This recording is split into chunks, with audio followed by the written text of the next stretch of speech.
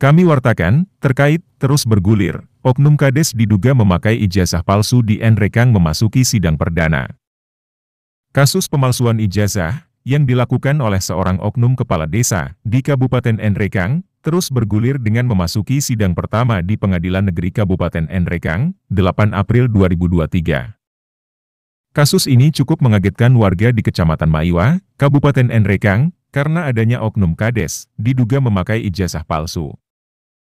Sidang pertama yang digelar pada hari Kamis 6 April 2023 kemarin, di Pengadilan Negeri Nrekang, berlangsung dengan pembacaan surat dakwaan terhadap AWB oknum Kades di Nrekang tersebut.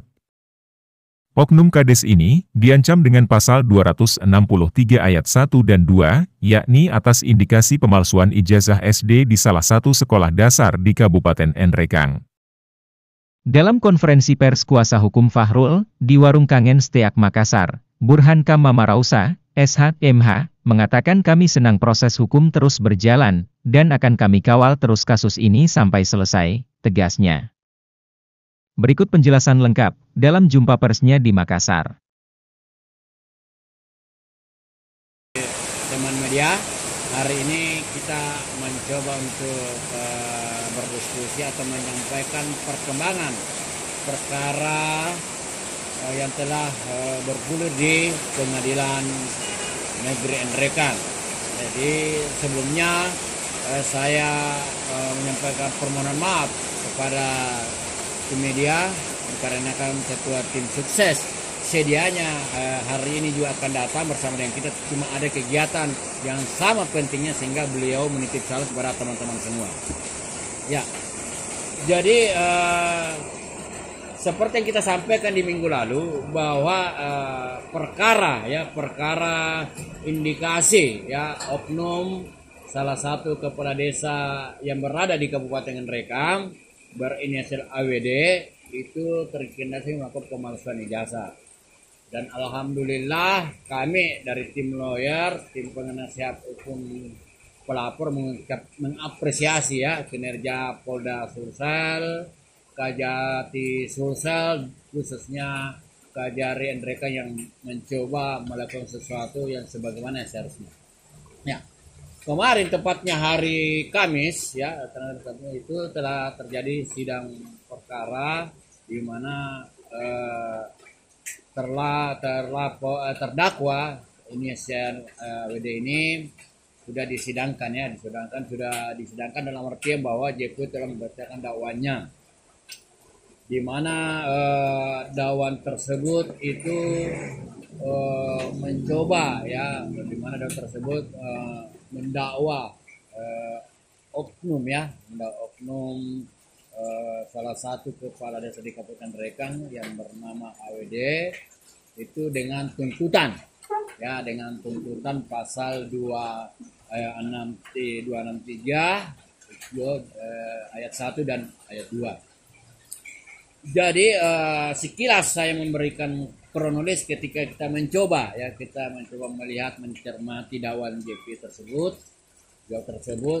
Kronologisnya itu pada saat itu terdakwa terindikasi pemalsuan ijazah SD di salah satu kabupaten Nrekang itu berinisial AWD itu menemui oknum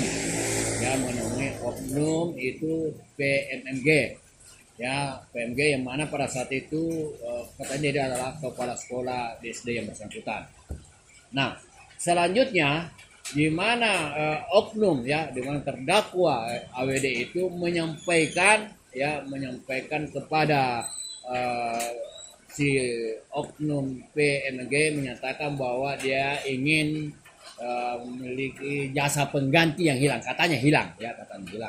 Nah, hasil pertemuan tersebut oleh ya oknum PMGG memberikan saran tolong tolong dicarikan ijazah tahun tamat 1953. Hasil pertemuan itu ditindaklanjuti oleh terdakwa oknum ya AWD itu menemui seorang yang bernama perempuan Nahr dan seorang laki-laki yang BKR yang terindikasi tamat pada tahun 1993 itu.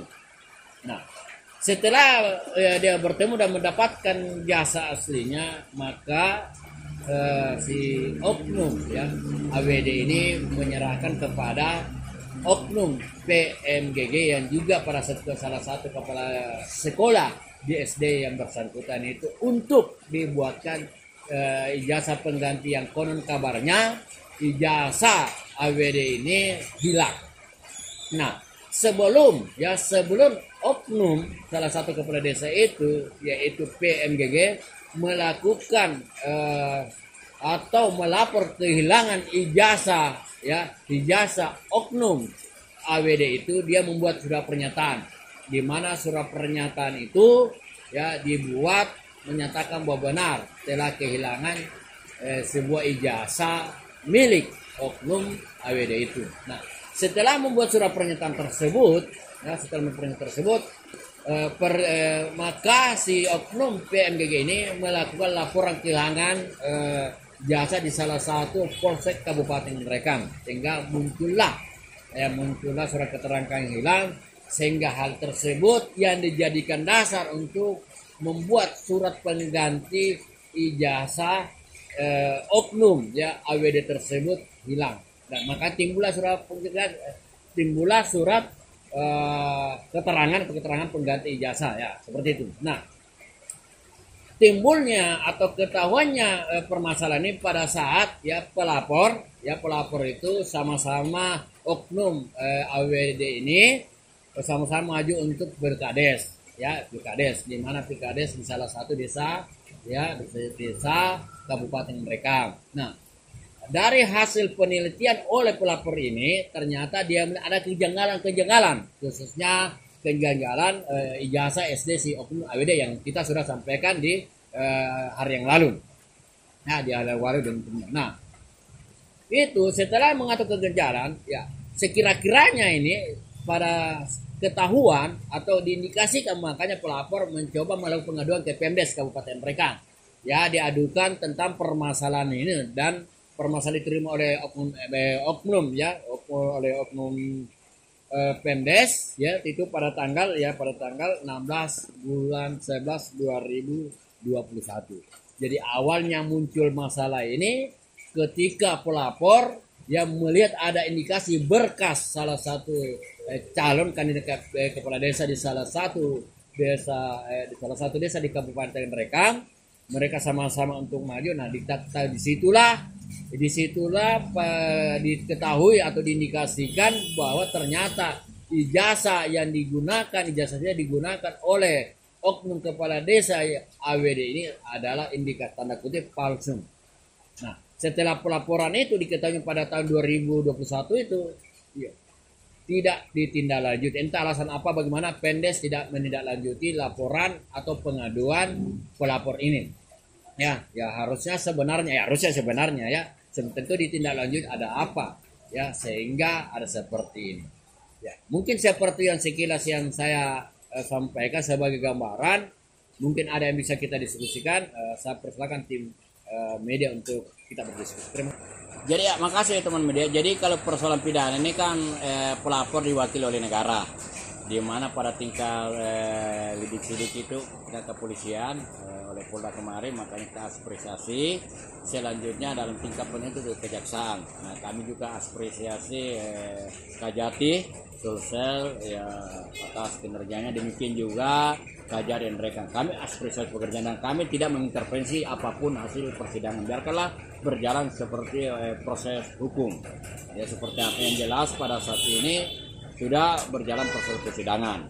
Itu. Dan menyangkut pertanyaan teman media menyatakan apakah benar itu jasa palsu atau dipalsu seperti apa? Nah, kalau kita merujuk ya, kami tidak bisa menyatakan itu palsu atau tidak. Biarkanlah berjalan proses, nanti proses persidangan yang menentukan itu palsu atau tidak, karena itu kewenangan. Kalau kami sebagai tim kuasa hukum pelapor cuma bisa menyampaikan bahwa biarlah itu berproses sesuai dengan perundang-undangan. Nah, kalau tadi pertanyaan menyatakan apakah itu betul ada jasanya atau tidak, saya sudah menyampaikan kemarin bahwa di buku induk ya di semua barangkali sekolah punya buku induk atau buku alumni. Ketika seseorang dinyatakan itu tamat atau memiliki ijazah, tentu terdaftar di buku induk yang kemarin itu. Nah, fakta hukumnya ternyata buku induk itu oknum salah satu kepala desa di Kabupaten Nrekan yang berinisial AWD itu tidak tercatat. Artinya kalau tidak tercatat berarti tidak memiliki jasa. Tetapi kembali lagi kami katakan selaku kuasa hukum tidak dalam kapasitas menyatakan itu palsu atau tidak. Biarkanlah proses sidang berjalan, biarkanlah aturan berjalan, kita lihat seperti apa. Kami cuma selalu memantau, mengawali, melihat perkembangan ini. Ya seperti dan kami hakul yakin mempercayai bahwa proses berjalan sesuai dengan perundang-undangan yang berlaku. Kemudian Pak, kami lihat ini oknum AW ya, oknum kepala desa ini saya melihat masih aktif. Jadi seperti ini, kami meluruskan itu persoalan aktif atau tidak, kami belum pantau ke dalam. Yang jelas dalam ketika kita mendengar tuntutan kan ditahan, ya dan seperti yang kita sampaikan kemarin, kami tidak punya kapasitas untuk mengaktifkan atau tidak, karena itu kewenangan Pemkab.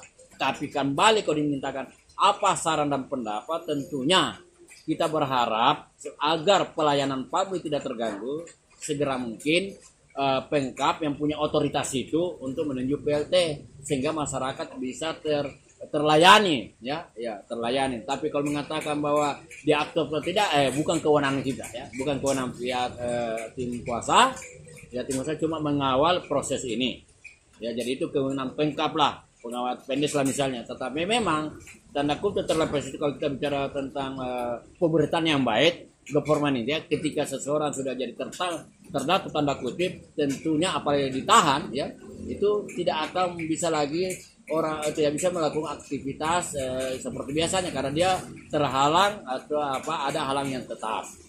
Walaupun sebenarnya dalam kondisi seperti ini oknum AWD belum tentu dikatakan juga bersalah. Yang bisa menyatakan bersalah itu adanya putusan pengadilan. Jadi kita menganut sistem hukum yang istilahnya praduga tak bersalah. Cuma seperti yang saya katakan bahwa kembali pertanyaan kepada tim media mengatakan apakah betul dia tamat atau tidak, kalau kita merujuk di buku induk itu yang menyatakan yang kebiasaan dan setelah diperiksa di tingkat kepolisian itu memang tidak ada namanya. Tapi untuk menyatakan bahwa itu palsu bukan kewenangan kami, itu kewenangan peradilan. Biarlah peradilan menentukan seperti apa.